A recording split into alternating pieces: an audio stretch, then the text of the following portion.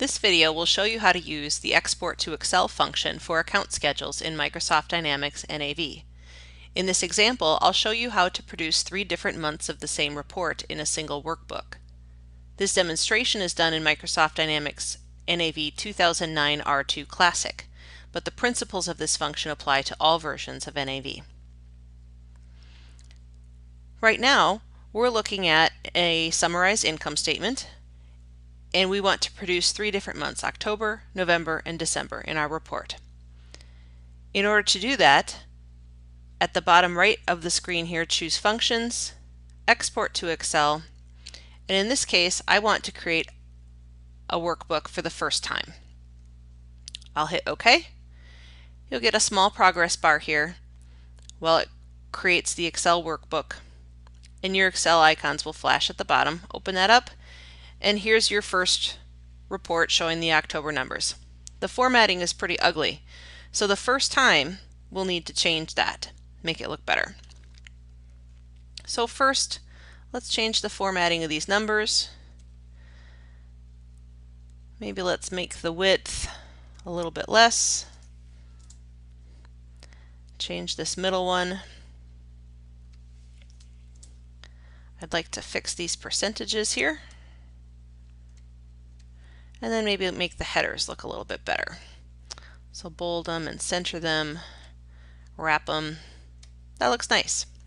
So I'm going to name this one October, and then I'm going to copy this tab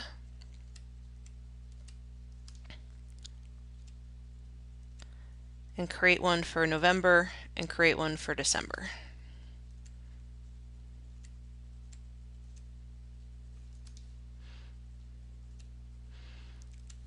So let's call that one November, call this December. Now these 3 are exactly the same, showing all tabs showing October data. So let's save this.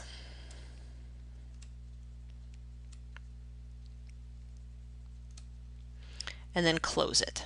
It's very important to close it before you update for the next month. So let's change the dates to November. And then when I choose the Functions option, I'm going to, instead of creating the workbook, just update the workbook, because I only need to do that formatting step the very first time.